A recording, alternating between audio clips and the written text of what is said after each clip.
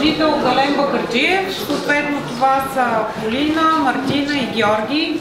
Те твориха в тази стая и сега ще видите всичко, което са направили, а те самите ще ви разкажат. Първо, благодарим за предоставената ни възможност от организаторите. Тук наистина се почувствахме така свободни артисти. Аз лично така, от доста време не съм се чувствал така, свободен да изразявам себе си. Аз и моите ученици така бяхме впечатлени още първите дни от любовта, с която тук хората пазят, поддържат и развиват своите традиции. И затова реших да напиша просто думата любов на старата българска глаголица, отгоре надолу се чете, като това са просто едни живописни интерпретации, всяка една от тях в контрастна цветова гама.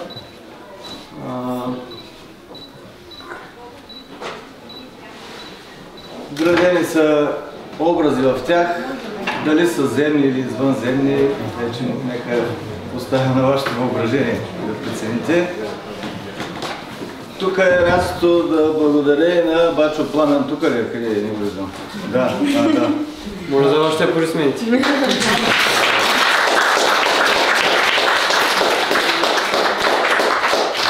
Защото благодарение на него аз се влюбих в ето този картон, който се нарича Шихти, нали така? И имам една вече доста голяма серия от картини, дори до година подготвям самостоятелна изложба само с тези на такъв картон. И сега давам възможност на моите ученици също да покажат, че тяхните творби са разпръснати в цялата стая.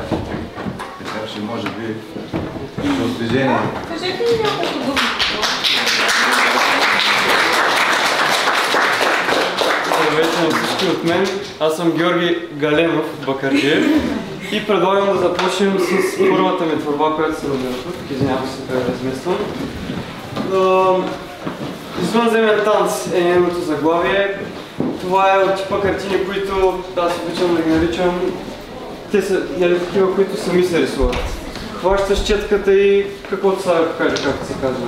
Оставяш ръката ти сама да рисува. И ето, че в случая се получи форма на танцуваща жена, която също танцува и с извънземно. Тук може различни форми да видите и много ще се радвам да ги споделите с мен. Другото мое произведение е ето тази картина, която е вдъхновена по много интересен начин, защото тя е пак по същия начин. Хванах четката наляво, надясно, с огромно желание обаче излезе само рел. И тогава бях в една дилема, дали да я оставя рел, дали нещо друго да нарисувам. И тогава Бог реши да ми изпрати една прекрасна оса, която аз прекрасно реших да дръпна и тя прекрасно да ме ожили. Вероятно си личи. И ето и на картината е изобразена тук с кървавото и живо. Нарочно не споменах за заглавие, тъй като вярвам, че всеки един от вас му действа по различен начин и отново ще се радвам да чуя вашите предложения за нейно заглавие. Също така, тези произведения са напълно новородени, тъй като ги направих в вчерашния следобед на гребена на вълната, както се казва, тъй като аз работих и по една анимация, която ще видите по-късно. Вчера следобед обилно намазан с чесън тук за Да, абсолютно.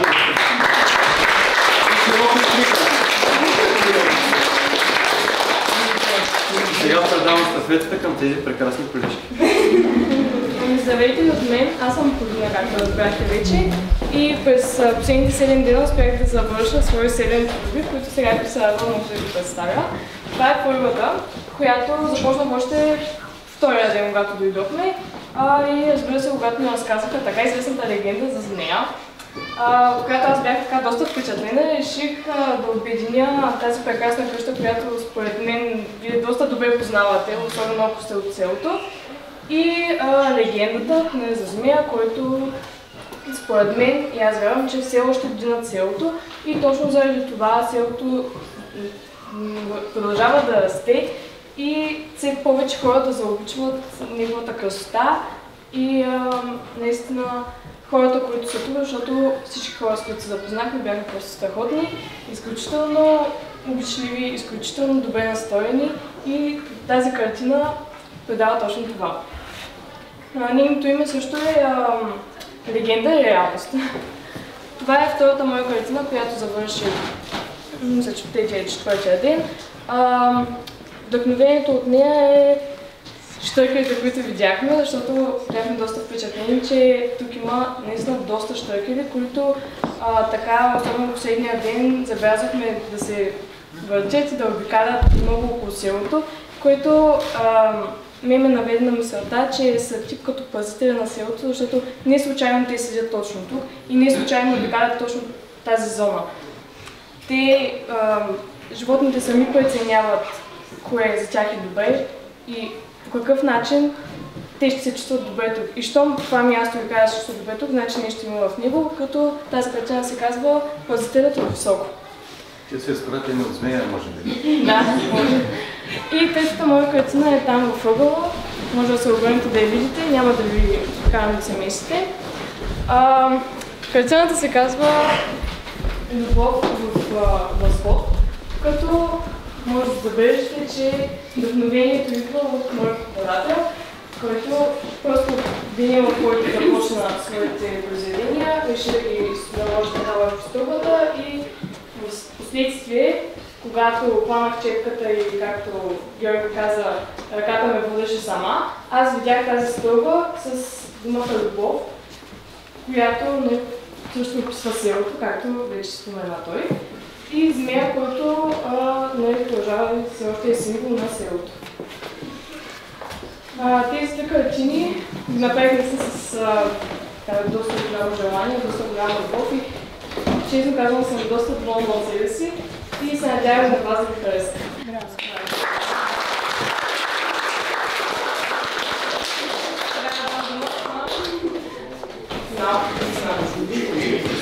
Здравейте, аз се казвам Мартина и ще ви покажа тези картини, които успях да направя в следващите 7 дни.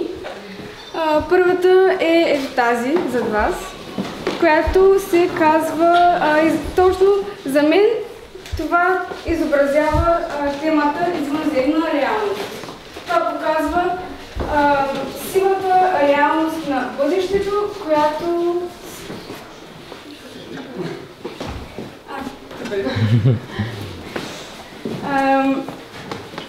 зад нея показва красотата на селото. И тримата бяхме вдъхновени от тази къща. Следващата е ето тази. Тя се казва "Подводен свят". Тя показва не както и на двамата ми колеги. Почвам с четката, мацам и накрая видях риба. И поне това, което се получи за мен, на мен ми прилича на един прекрасен живописен танц, подводен, който... Да не забравиш любимата ми картина. Няма. В ъгъла е... Така че, моля всички да обърнат внимание на нея. Също като магия, доста лаконично, но с средства на живописта. Да. На тази картина реших да изобразя също змея, който бди и пази това село, като аз съм го изобразила като сянка или като невидим призрак, който постоянно обикаля това село и пази и пази. Също, когато създавах картината на рибата, се получи така много хубав квадрат и днес представих това съобщение така че другите хора, които за бъдеще ще идват тук, да, ако искат, да оставят нещо.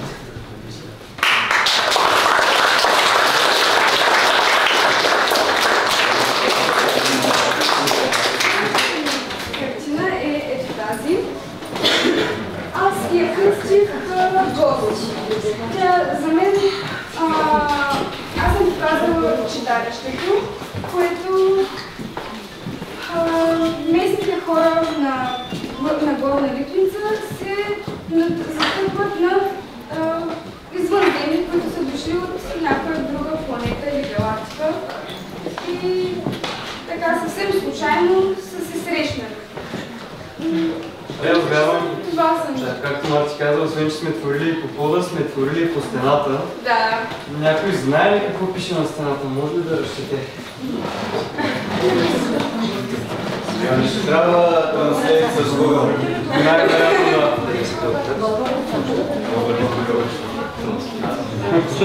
Няма да кажем. Няма да кажем. Опитайте се по вече буквите, които знаете от думата любов. Малко поне така да си помогнете с разчитането на този надпис. Предаваме ли? Обичаме арт-резиденция. Не. Старото училище. На петата дума, първата буква е Г. Горна Литвица. Не. Втората е Е.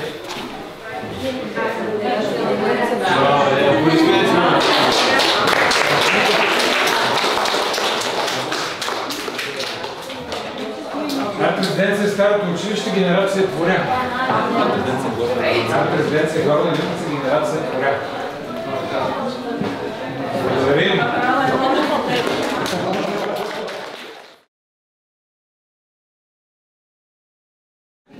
Първия екип от автори.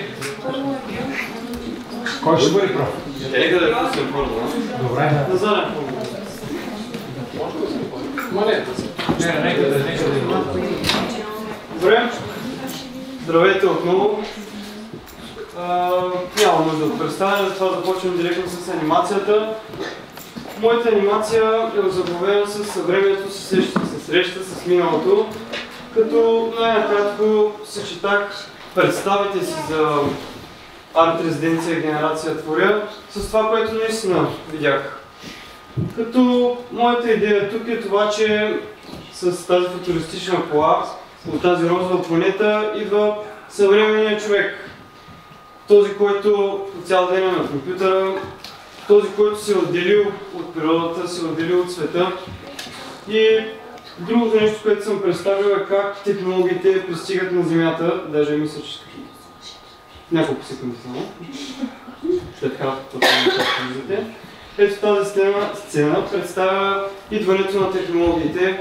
Както знаете, те съдържат метални части, следователно привличат и мълни и така стават опасни за нас.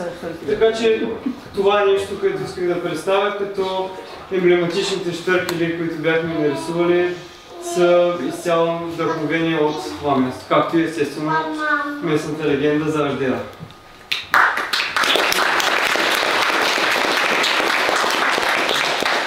Съжалявам, че е толкова кратко, но в процес на обучение, т.е. вероятно цял живот ще бъда в процес на обучение, но за времето, което имах, макар да бях започнал 2 седмици преди генерация Творя, точно така, преди да дойда, това, което успях да направя и се надявам за бъдеще да виждате още кадри от това и много мои произведения. Благодаря ви.